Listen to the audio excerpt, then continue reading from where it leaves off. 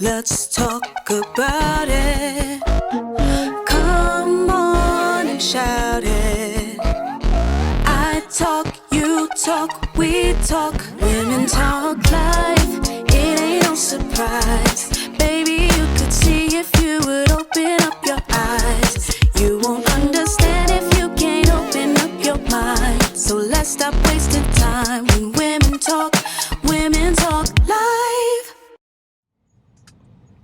And welcome to Women's Talk Live Overnights. I'm your girl, April J. I'm your girl, SassyScribe. And this is KL Boogie. In the car, y'all. In the car. Always on the grind. That's our grind lady. Always on the grind. Yep. All right. So today we're gonna be talking about be his piece, not his piece. Like piece of ass. Okay. That's what do the kids do now? What do the kids do now? Yeah, That's the new thing. I just saw that done yesterday.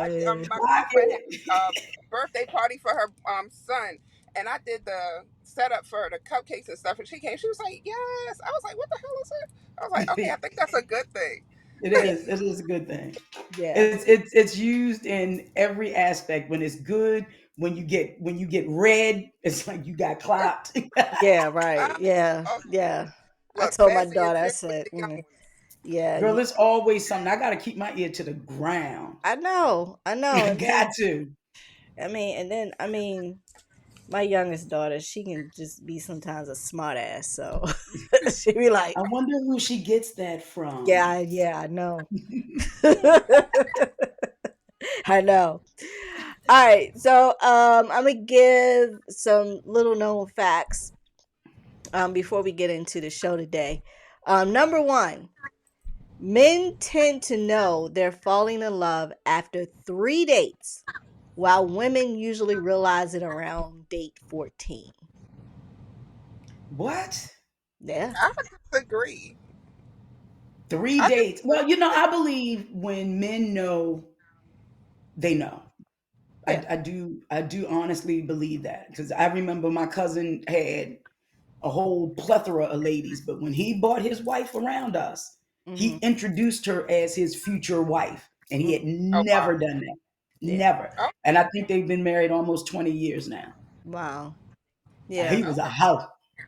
I was just thinking. I thought it took women longer. I It mean, did. not She said longer, 14 shorter, days. 14. shorter. Oh, I don't know. I Because we're I mean, always mean, taught the whole romance and waiting for the white knight and shine. You know what I mean? And shining armor. We're always been taught to buy into that dream. So I would think that we would tend to do it earlier. I I don't think know. we, For me, I I didn't if love my husband until after I had my first daughter. We were already married. damn, I cared if about him, but if I think about it, I really how didn't want to get married. So after I had my Yeah, daughter, there you and go. then then I started having feelings, and then that eventually went to love. I can't say on his side but that's when I felt it. So so I think about because this when I was reading over the notes and everything, hmm I thought about this. Like if I think really, really hard, the last time I was like in love, where I was gut wrenching and made me cry was with my high school sweetheart. hmm And I've had love for a lot of people and I love people. But I think if they were to leave me, hmm I don't know. Like even my last relationship, when he walked away, I didn't even cry. hmm I was hurt, yeah, but I shed not one tear. wow. Well, Was it okay. love or was it, I mean, I don't know. Yeah. Now here's another which kind of really confused me, but studies show that men are more likely to say I love you first in a relationship, even though women tend to feel love sooner. So I'm like, okay, men say I love you first, but if we feel it sooner, but the That's a last date contradiction says, in the yeah, statistics. like date 14, It we is. so I, And then at date 3, yeah, Right. So I guess, I mean, men tend to say I love you early. I don't know. I mean, I know that the ones I was in a relationship with, they said it first, not me. I'm I trying to can't think. even remember. I mean, Yeah, I know I I don't, didn't. I I know I don't know. didn't say I love you until way later. I don't even remember if he even said it. I Her really oldest don't. was 15 when she said it. No, it's just a joke. Not that late, but I'm just saying I'm not one to really say it that much. I mean, I say it to my kids, and I say it to my mom because my mom is very affectionate and emotional. My dad really isn't. Like me and my dad. My dad didn't really start saying I love you until, well, dang, my dad is almost 80. He's been saying probably in the last year and a half. Oh shit. So, but I don't say it. I mean, even But in is the that, relationship that's I'm in because now, he's I in don't like say it. the, Yeah, it's but like I mean he's that in kind of buys in. the afternoon of his life, maybe that's why he's saying it. You know what I'm saying? There you My go. dad's just hard. As he's getting older, he's getting older, because it's true, as men get older, they get more estrogen, we get more testosterone. So it kind of I think it changes more. a little. I think it more or less had to do with my daughters, because my daughters are like, Okay. he says they'll say it to him, and I guess he wasn't used to me really saying it, so Mm. he'll say it to them. But my dad is just not one to show emotions. That's where I get it from. So my dad just not an emotional person at all. Like Does things he can show happen. emotion to the girls though? Yeah, he does. I mean, Yeah. he's a So little he is emotional. affectionate, but not Hmm. like overly like my mom is. Like my Okay. mom is like super. Sometimes I'd be like, "Ma, please," but but I mean, him, he like he'll hug them and all that stuff, but it's not where it's over and abundant. So he's not Okay. like my dad doesn't show a whole lot of emotions. Like even like when like his brothers passed, I didn't even see him cry. I mean, he was just kind of like, okay.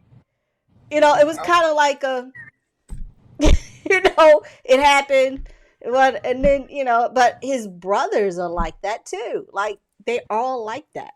So even my it's one probably aunt. a cultural how they were raised type of thing. Well, the In terms thing of is, well, I stereotypes. mean, well, for the most part, it was 10 of them, and for the most part, most of them grew up in orphanages because the Oh, state wow. came in. Oh, Like my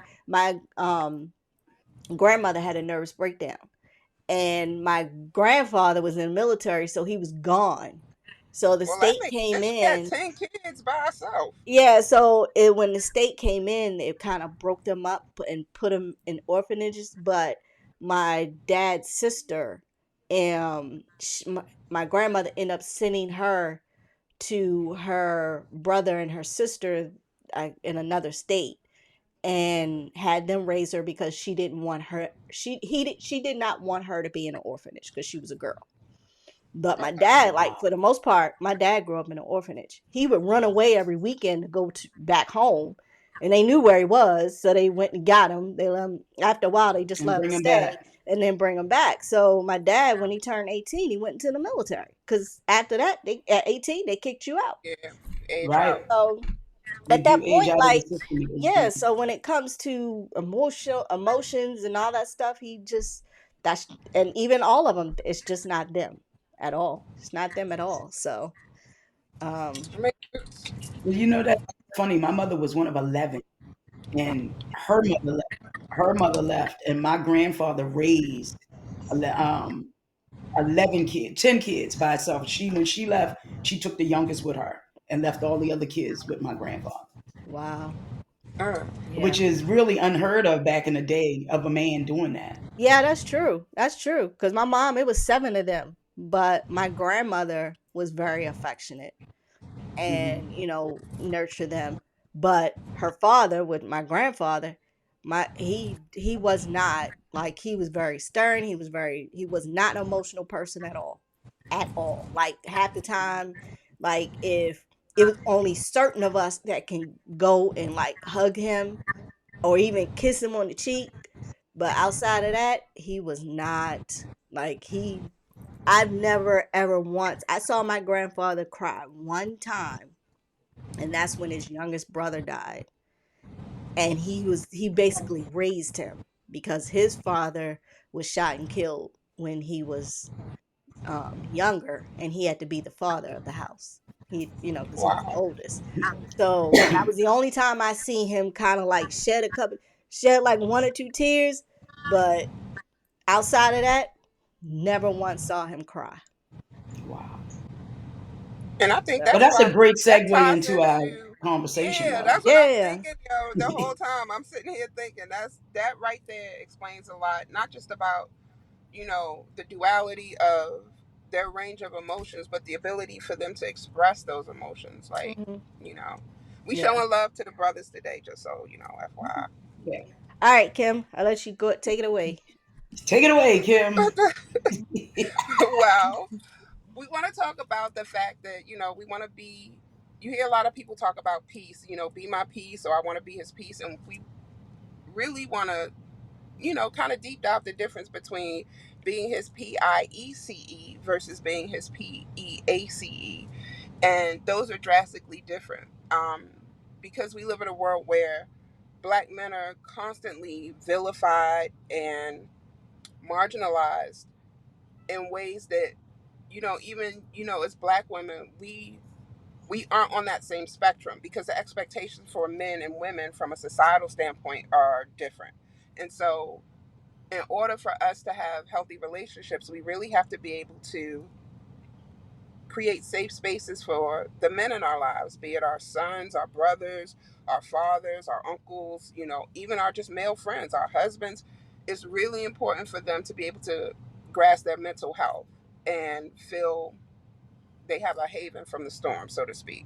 And that goes to a lot of stereotypes of how black men are perceived as aggressive. They have this bravado and this machismo kind of, along the lines that Latino men have. But I would say it's drastically different because they're never looked at as men, even from, arriving on the shores of America.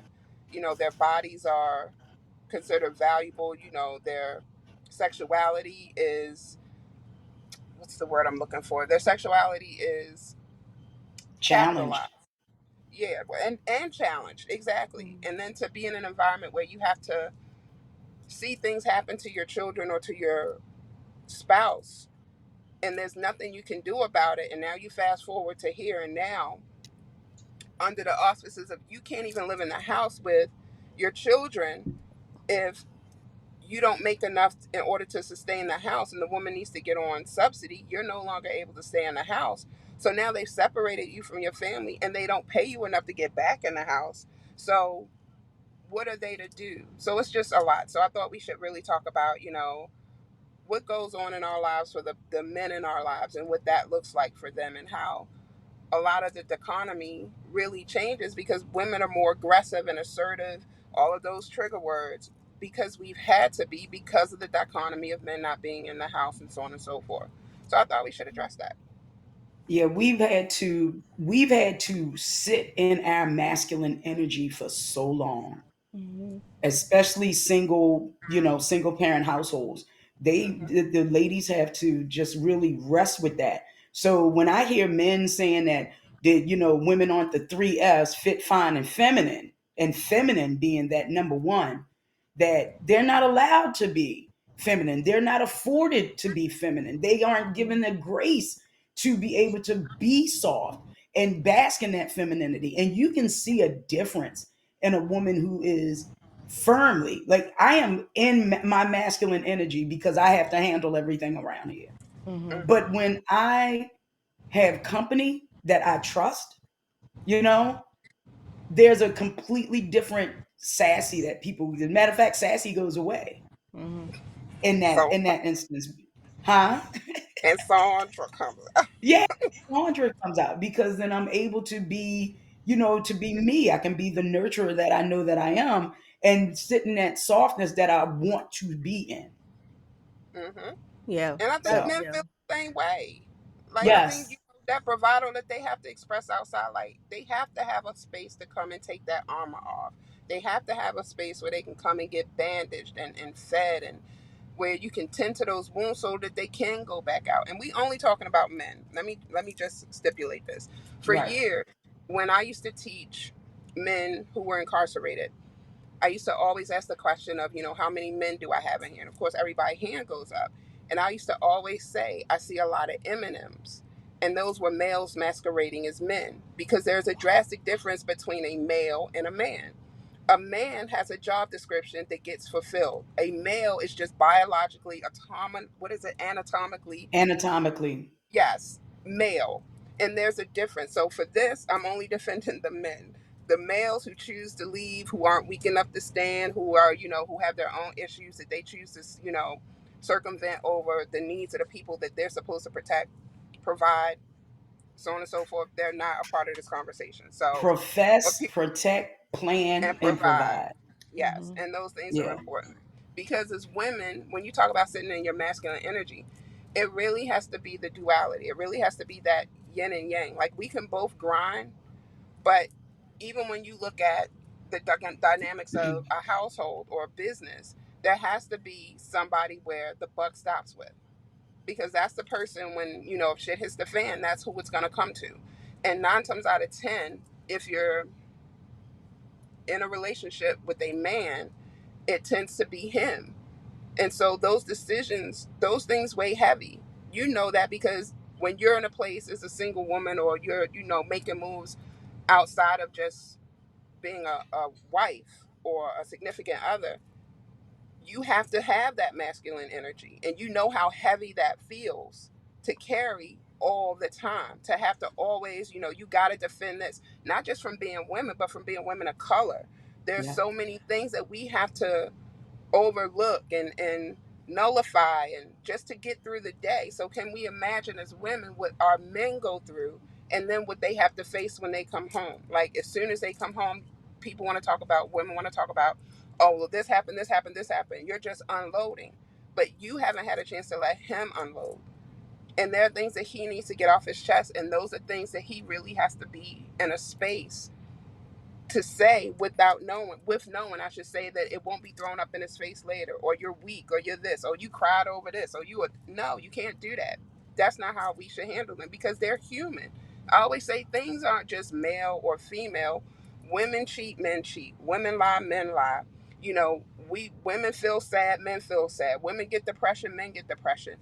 It's a lot. Like, it's nothing that happens in a vacuum. And I just really want our brothers to be able to mentally be in a space where they can be what we need them to be, and be replenished within that space as well. So, I don't Yeah. think that I don't think, and even to the fact that when he does come home, sometimes he don't want you to say anything. He just needs to mhm, decompress. If that means he needs to go in his room, if he got a basement, a man cave, wherever it is, give him that opportunity to. Because I don't want you to ask me a whole lot of questions when I get home. I'm right, tired. I done took my bra off on the way home. Like, I want to mhm. get in the house and I just want to decompress How many before people we sit have in Yeah. the that car? conversation. Yeah, I Yep. know. And I guess days were a little different for me, because the buck didn't stop with my ex-husband. It stopped with me.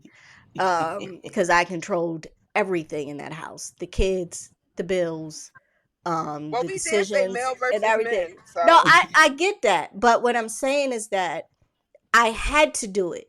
It's not that I mhm, wanted to do it. I had It no was a choice. necessity. I had to step up and do that. mhm. Because of the dynamics of the marriage. Um, and when he got home, I pretty much, usually it was late. Sometimes it was late. I already had the kids in bed. Dinner was cooked for him so he can come in and eat. And either I was upstairs working or I was asleep because I was tired, because I used to get up 3 in the morning to go to work. So when we did have conversations, um, I let him talk. I didn't like go back and forth or whatever. I rarely even talked about anything about me. I rarely did, because I knew the type of person I was married to. So, and I realized that he had to have some type of outlet where he could talk. So I let him talk. Sometimes I would say something, sometimes I wouldn't, because half the time I didn't want to talk. So I was just like, I didn't want to hear shit. I really didn't. But I let him talk. So I mean, but one thing I can say is that when you said that um not throwing stuff up in their face, for me, if I forgive you for something, you ain't gonna ever hear it from me again. That's it. Mhm. No, no, like, because I kind of put myself in that situation and like, okay, if you forgave me for something, why are you throwing it up in my face? Right. If you Right. ain't never forgive me. So for me, like, yeah, I forgive you, and it's gonna take me a while to forget it, but I'm not gonna continue to let it be Let it this fester. this long poster in front of your face. I'm not gonna do that. That's just not me. But I have heard some marriages where the man will do something or whatever and will say something or whatever and then apologize. And the woman, the next argument they have, she's bringing it up again, or she constantly brings it up. So it's like, okay, at some point, ladies, if you're not going to forgive, then don't say shit. Just say, you know what? I can't forgive you right now. It's going to take me a while. Be honest. Be upfront. But to sit there like, oh, yeah, I forgive you, but then you really don't forgive them, then they looking at you But like, okay, you ain't the person but that I thought you were. when I think And about that, when you're not f- just for me, when I'm not forgiving, I can't be around you.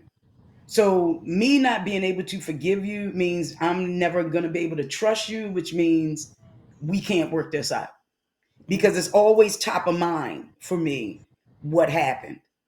And then to your point, to both of y'all points, when you said that you can't throw stuff at them, throw it back up in their face, Mhm. I will never tell you anything again. If you threw whatever I said to you, if you threw it back at me and in anger, you will never get the same me Mm-hmm. telling you anything. And that's not just for Agreed. men, Agreed. because I have a family member that I know certain things I can say to them and certain things I can't, because they are very, very versed in getting mad and Right. throwing it in your face and Right. then wanting to call you up on the phone and apologize later. I'm like, Exactly. nah, I'm Yeah, yeah, I'm cool. yeah. I'm I'm the cool. same So way. no. I'm the same way. I But mean, it already takes me a while to trust people. So once you lose right, it, that's it. right. Like, I'll forgive you, but you ain't got to ever worry about me again, ever. yeah, and I think But the the whole concept of being with, like we were talking about having relationships in terms of just our dynamic, black women, black men, um, that even from a statistical standpoint, they make us look bad. Like they talk about how many black men are married to others, but the statistics show, like from the U.S. Census, that 85% of black men are married to black women. That they yeah, create households that they stay in. That it's not a 4-to-1 ratio. Like there are 88 men for every 100 women. So it's not like we have a tendency, we look for certain things, you know, broad shoulder, those things that we look at in terms of just genetically to make sure that we're secure, so on and so forth. But I also wanted to address that suicide is the third leading cause of death for black men. The third leading mm, cause. And we hear about, gun violence and things like that. But in addition to heart disease and those medical conditions, what it would take, the pressure that somebody must be under in order to take their own life must be extreme. unbearable. Yeah. I couldn't imagine. And Right. I just want to, when we talk about, the forgiveness and throwing out, we can do a whole show on forgiveness, forgive and forget. Mm-hmm. But I think that those safe spaces have to be able to be given to both sides, because once trust is broken, it's not just about, okay, I'm going to change my ways. Like you say, like Sassy, you said you're not the same person. Not that person has to relearn that whole situation because now Yeah. boundaries have shifted. So what Hmm. I thought was my perimeter, where I was safe within these boundaries, I've now been realized that those perimeters are no longer safe for me to reside in. And so I have You to got to move redraw the differently. lines. Mm-hmm. Exactly. And so now when we're redrawing boundaries, it's hard to have that perimeter that was, surveilled. This is my perimeter, And you like, nah, like I can't go over there no more. It ain't safe over there no more. Right, Like, right. I gotta let me stay right here. And so that tug of war happens while, I said the perimeter was safe. Well, you said it. You said a lot of things had me thinking the perimeter was safe, but what you didn't tell me was this was in the perimeter, and I should have known that was in the perimeter because then I could have prepared myself. Then Right. I wouldn't have been so scared when the boogeyman jumped out or whatever happened in that regard. But I just that goes for both of us and for men and women. And that masculine energy, it has to be men have to understand that we can't give it up if we can't believe you're gonna be there to pick up the slack, and we have to create a space for them to be able to pick up the slack but also to put it down. Right. That's why when I hear men talk about, especially, I hate the term, but these are the terms that are out here now. These broadcasters and the manosphere, when I hear them talking about every negative aspect of a woman's, particularly black women, right? I'm wondering what was their upbringing? What was their relationship with their mother? What was their relationship with their siblings, their female cousins, their aunties? What is it within them that makes them, and I'm gonna be honest, brothers, you're not gonna like it, that makes y'all not like us? I don't want to say hate because hate is strong, but y'all talk as if you don't anything about us. Our very presence seems to disturb your spirit in such a way that we are always denigrated and always talked negatively about from this broadcast, these broadcasters in this bubble in the podcasting space. And it's a lot of them. It's, you got the famous ones that I'm not going to name, but it's a lot of them. I had a girlfriend who was harassed so bad on her YouTube page by black men that she had to shut her page down. Oh wow. And she wasn't saying anything negative. She was being accountable. And I think and one of the statistics that you had put in the notes, Kim, was like the stereotypes where black men always have to be strong and they're not able to be vulnerable. But that goes to historical racism because Yep. a strong black man had to be broken. He's a threat. He's a threat. He's a threat. Yep. And they had to break him in front of everybody. Yep. Rape his You woman in know, front of him. the women and the children, and then it goes back to that other point that you put, that they're afraid of being judged. I've had men cry in my presence, which at first, I'm not gonna lie, it was surprising, but it also let me know that they felt safe enough with me Hmm. to be able to do that. And I felt good about myself for being able to create a safe space. And I've had men that I've dated, men I've been in relationships with, all of them at some point have shed a tear or two and shared their sadness with me. Right. And my Safe number one space, thing to sassy. Yeah. no, Yeah. but my number I've one been thing there. to them is that they need therapy. That's one of the things Yes. our black men seem to buck, is that they think they can handle it themselves. And I'm like, brothers, for as strong as y'all are, you really need to talk to somebody. And I recommend you find a black male Thank you, therapist. because they exist. Stop thinking They that only white exist. men are therapists. Like that's Yeah. not true. You have a White whole men, white women, Latino, you need black. I think black women need black women. I think black men need black men. Yeah. And there are different types of therapy. mm, They have trauma therapists that can help y'all deal with this PTSD, because yep, as black people, as we're witnessing what's going on now in the nation's capital, we live in a constant state of trauma for the last 400 years. facts. A Yeah. constant state of trauma. Yeah. Just when we think we can relax, more bullshit happens. Right. Yeah. Yeah. It's I tend to be around a lot of males. Um, Even the place that I cigar lounge where I go, most of the time I'm the only woman in there, Hmm. and if for the most part, they always feel safe. They say whatever around me, and it doesn't bother them. Or they'll be like, but I notice if there may be another woman in there, they'll tend to be a little bit more, not Reserved. say as much, but they'll talk any type of way around me. But that's just because for me, I don't have no judgment. But the Right. one biggest thing I hear black men say, especially in those settings, is that there is no gratitude. Like they feel like women don't appreciate some of the things that they actually do, like um just a simple thank you.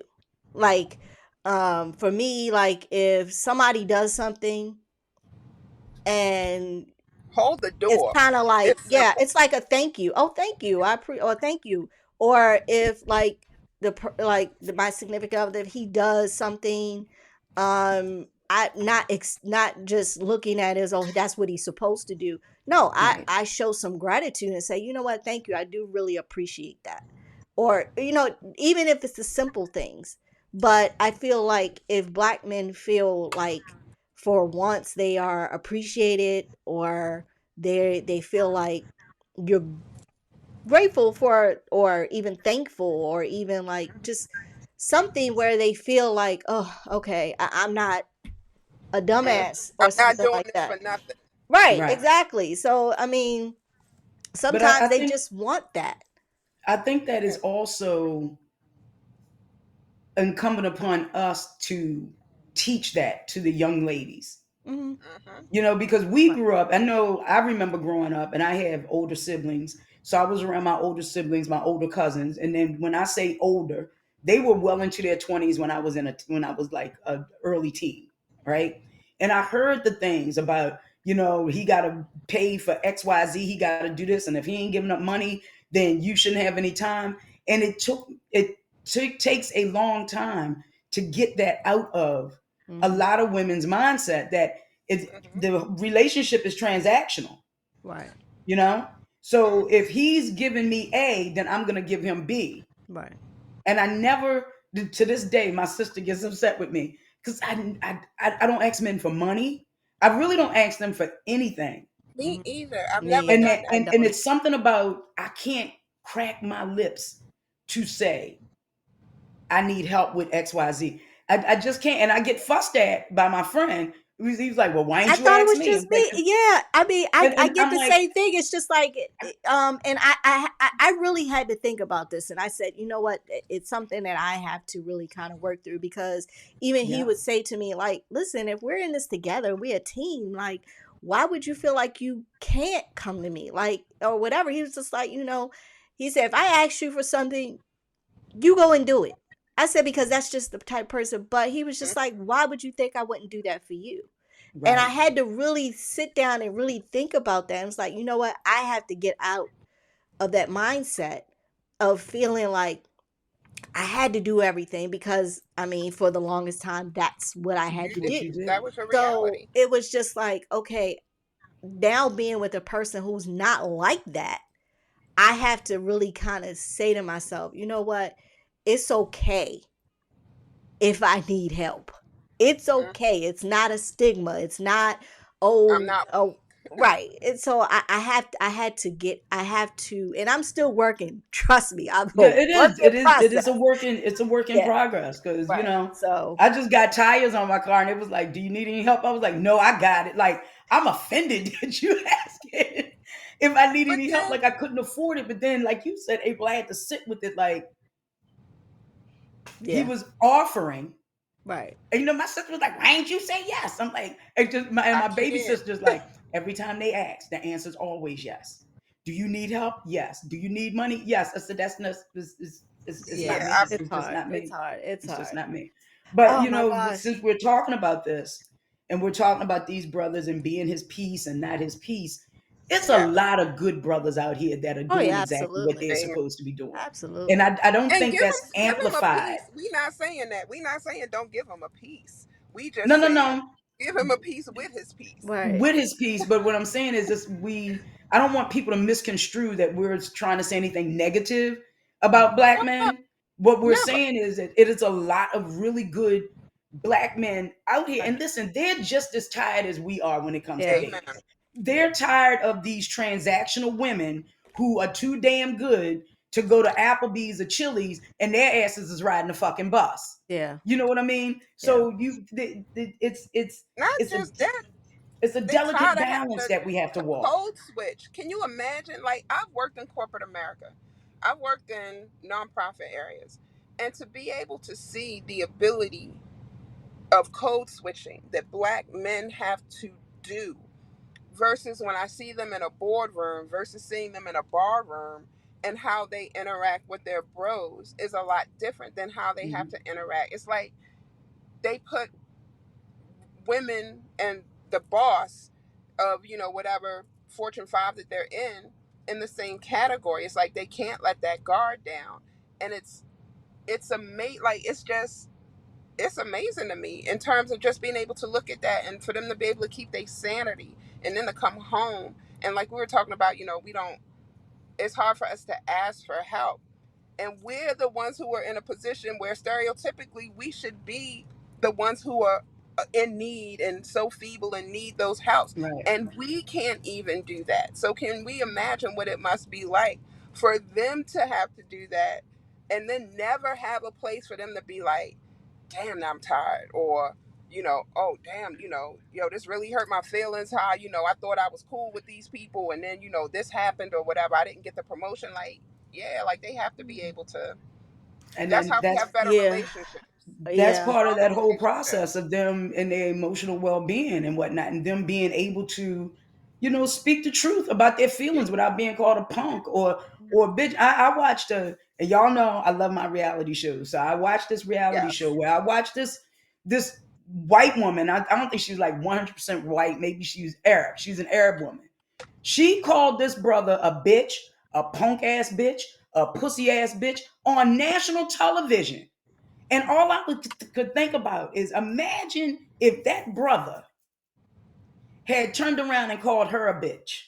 Mm. What if he had turned around and said, suck my ass? You know what I'm saying? What if he had said anything negative to her? Can you imagine? It didn't get picked up on national news. It just got picked up in the podcasting space of media. But can you imagine? She emasculated this man. She literally emasculated him on national television, and everybody called everybody else bullies. Wow. Everybody called everybody else bullies. And And we to know watched that going her, in, know that huh? going, you know what I mean? Because he understood that going in, like he He, understood and he he showed who didn't, he. because I don't think it took him by surprise. You could see the expression on his No, I face. mean him having to hold it in. He understood he Yeah, had to yes, hold yes, that in yes, on yes, yes, national yes, TV yes, because yes. he He bore the brunt of understood. the race. You feel what He I'm he saying? understood. He Yeah. understood. And I think that's the other thing when we see people, especially black people in television, whether it's reality or in the news or whatever, it's a certain line that we know that we can't cross because we'll Yep. come across as, angry or mean or, something like that. So that also plays into the emotional well-being, especially for men, because men, whether y'all want to believe it or not, y'all are a hell of a lot softer than y'all want to admit. Your ego gets crushed a lot. Listen, every woman on this platform has had their heart torn out, burnt, stomped on, put back in, pulled out again 20 times. Y'all get it one time. Yeah. It's a wrap for all of us. All right. All of So we're gonna end it there. us. Oh, I'm sorry. No. You're fine. You're fine. I mean, like this is definitely a bigger conversation. It is. It is. But I Maybe we can want to. invite some men on or do a Yeah. live Yeah. maybe Definitely, we can do someday. something Yeah, like that would be that. Yep. good. All right. So, last week's poll, we did the number one reason women stop dating. Number one reason was emotional burnout and dissatisfaction. Okay. Hmm. So that was the number one reason. Our poll for next week is, what is the main reason for your dissatisfaction with women in relationships? So that's going to be our poll for next week. All right. Men, be honest. We can take it. Right, right. All right. All right. So, thought of the day. Okay. No man goes before his time unless the boss leaves early. Facts. I think that's for everybody. Facts. Yeah. All right, y'all. This is Women's Talk Live Overnights with your girl, April J. I'm your girl, SassyScribe. And this is KL. And we will see you next time. Bye. I won't be in the car. When women talk live.